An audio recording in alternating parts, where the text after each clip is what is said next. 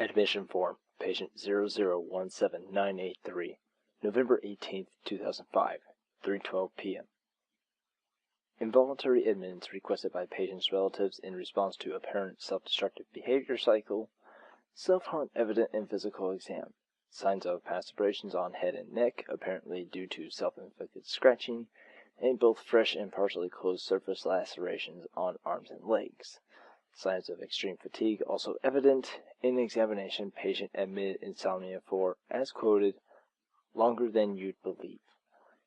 Patient unable to give exact time for length of insomnia, likely due to extended period of insomnia itself. Confusion and moderate delirium evident. Preliminary medication issued, triazolam 0.25 milligrams for insomnia, topical bacitration for wound care. Admission evaluation, patient 0017983, November 18, 2005, 4:56 p.m. Performed by Dr. Emile Lafayette. Self-harm confirmed. Patient removed dressings from arm lacerations, reopened wound while waiting for interviewer. Definite evidence for somnophobia in patient justification for harm. Patient refers to sleep with anxiety and consistently acts against self to cause pain in response to lengthy periods of silence or other lack of stimuli. Issue of insomnophobia needs immediate attention, given evidence of exceedingly prolonged duration. Likewise, possible agoraphobia.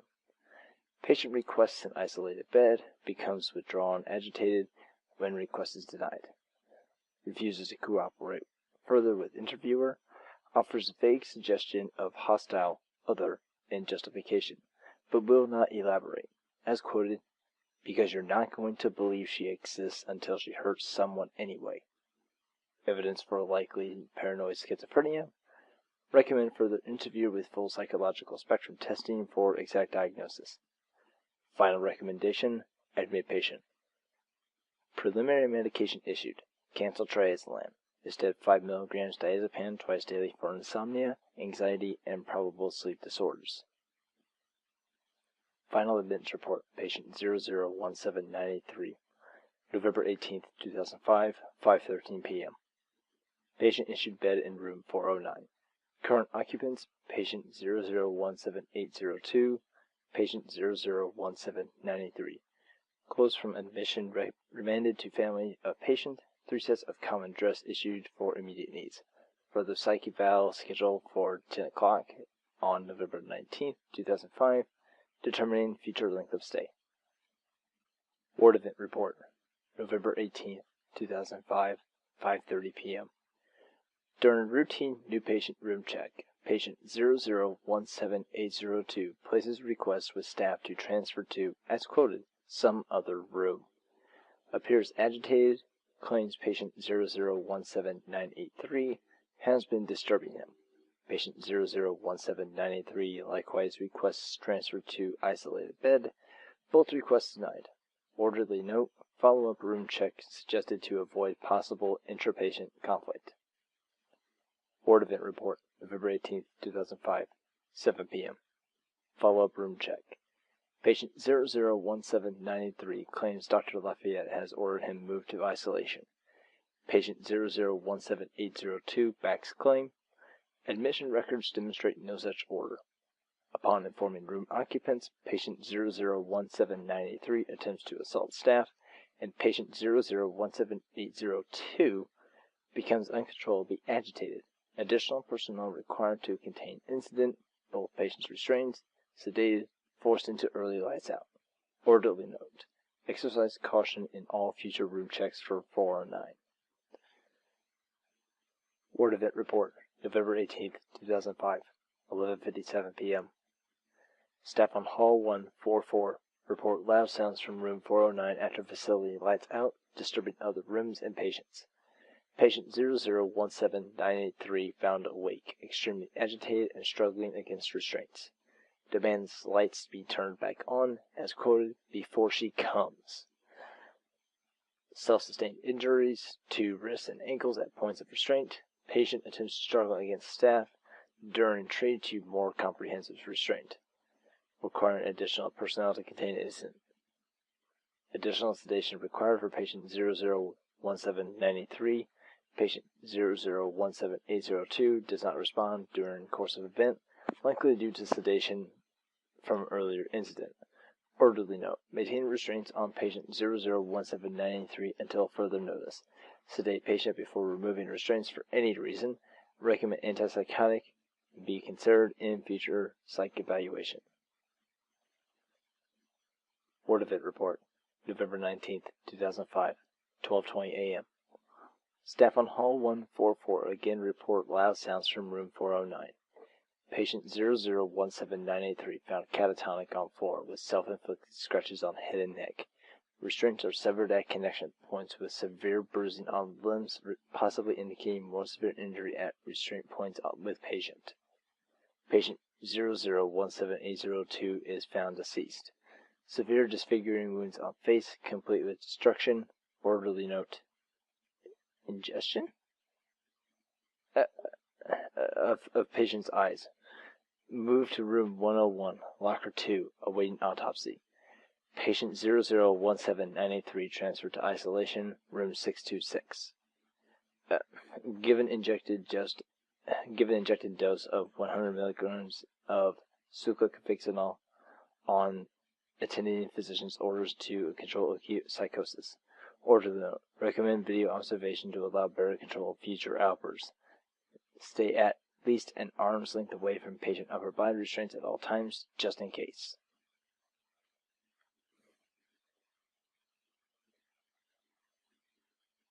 Autopsy report, patient 00178002, November 19th, 2005, 9:44 a.m. Performed by Dr. Julius Tweed. Ragged lacerations prominent around subject's head and neck, increasing in severity and depth on the regions of the face itself. At several points the flesh is cut to the bone. More disconcertingly, subject's eyes appear to be violently removed from their sockets and are missing. Cause of death: exsanguination from wounds. Final judgment: homicide. Coroner note: recommend consideration of patient 001793 as dangerous to staff and facility residents. Urge continue maintenance of restraints and isolation from contact with others in patient population. Also recommend digestive endoscopy to determine fate of missing tissues for staff cohesion purposes. Orderlies from 4-4 suspect cannibalism. Promise to refuse isolation shifts until such belief is disproven.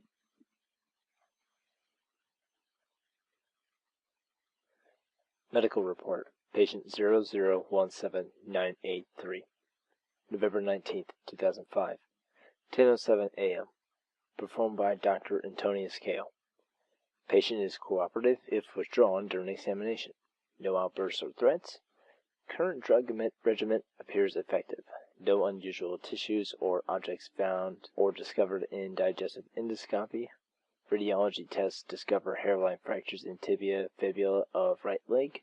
Severe abrasions evident on skin of restraint points, also head and neck, necessitating topical treatment. Troubling instability in vitals. BP is acutely elevated. Pulse rapid and weak for patient size. Extended stress from anxiety, elevated mood, and insomnia likely cause. Physician note: patient must sleep to begin recovery process. Recommend elevated dosage of diazepam to encourage this result. Firm contact point restraints not recommended for this patient due to risk of further injury. Full body restraint must be considered as alternative.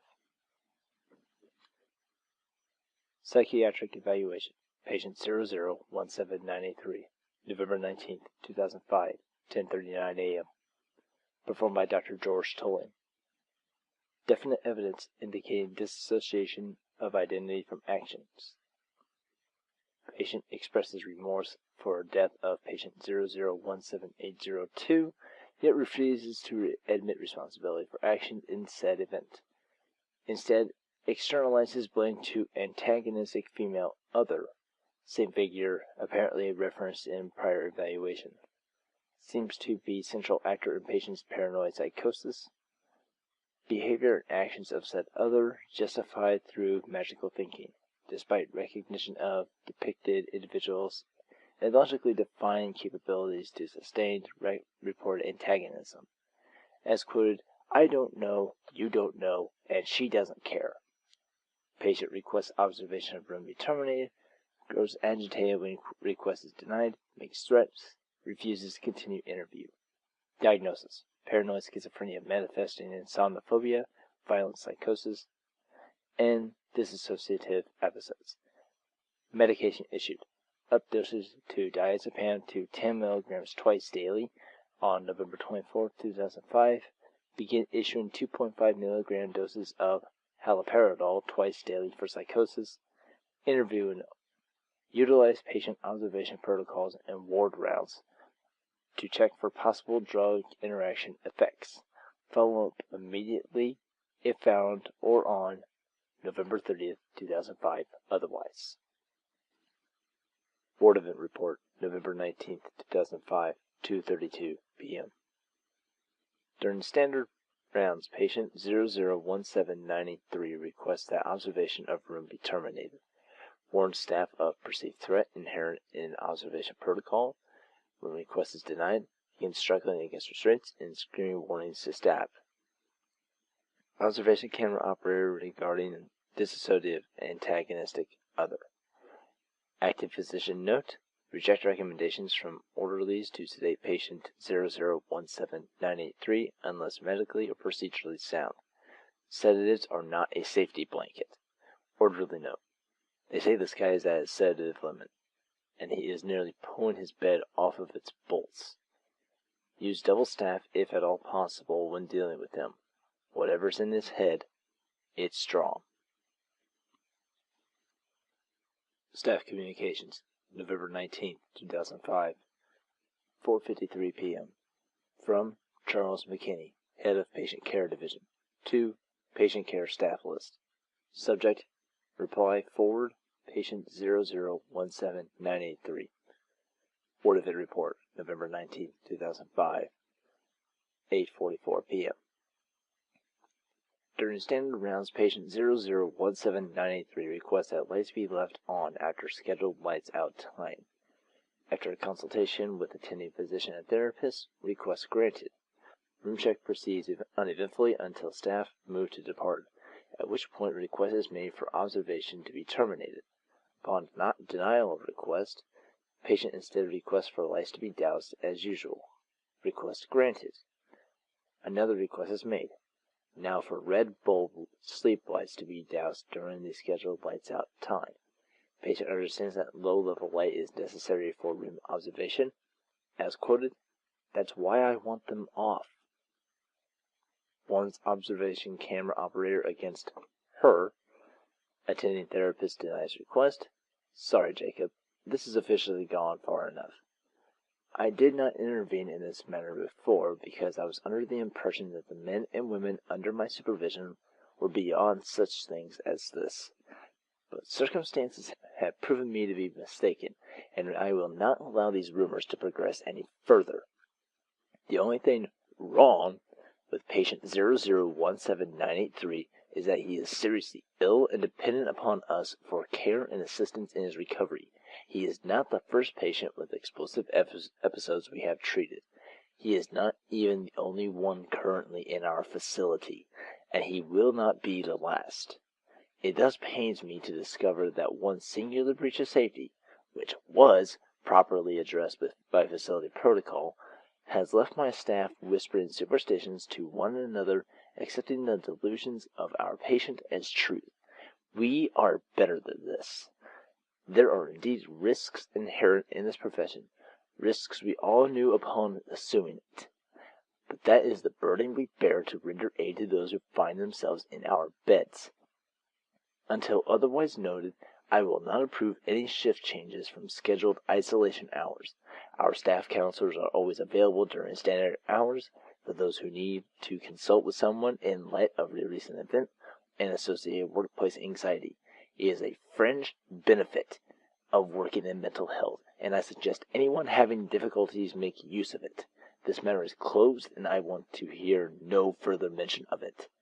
As stated previously, I expected more from all of you. Charles.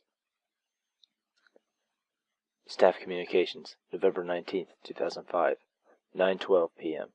From Dr. Emile Lafayette to Patient Care Staff List. Subject: Lights in 626. I happened to notice tonight, while in file checks, that the sleep lights in Isolation 626 were turned off after stated rounds, without my knowledge or consent. As I am sure you are all aware, this is a severe breach of facility protocol. When video observation of a patient is recommended and approved, there is a reason for such decision to be made. Patient 0017983 has violent episodes and must be monitored to minimize the risk of him causing further harm to his already precarious physical state. You have absolutely no authority to override decisions made by my medical personnel of this or any other facility. None. I have been hearing talk around the halls that some of you are afraid of this man. He is bound to a bed under the highest sedation we can medically provide, and both physically and mentally suffering from acute fatigue. Do you also jump at shadows? Regardless of the reason, I will not permit untrained orderlies to begin interfering in the care provided to our patients. If such an event occurs again, I will inform Mr. McKinney and see the entire night's orderly staff barred from the premises. Do I make myself clear? Dr. Emile Lafayette, M.D., F.A.C.E.P., M.H.S.C. Ward Event Report, November 19th, 2005, 11:27 p.m. Patient 0017983. Won't stop screaming. It just won't stop. Hours of it. It echoes in my ears and my skull. Whenever he's coherent, he begs for us to turn off the camera, or for the lights off, or just to make everything go away. I'm sorely tempted. But Dr. Lafayette pulled Jacob from observation and is watching everyone from the video room for the rest of the shift thanks to Michael's business with the lights earlier. Last I saw of him, he was heading for the elevator with his jacket saying he just can't do this to my kids. I don't know why I'm here. I just keep staring up at the camera. Is that busier watching his patient or us? I only need one needle to stop screaming.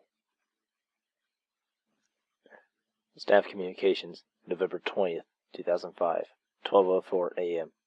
From Dr. Emile Lafayette to all. Subject: Patient 0017983. Again. I said no one is to enter Isolation 626 without my express permission. God all. I will have your jobs for this. Admission Evaluation, Patient 0017986, November 20th, 2005, 9:25 a.m.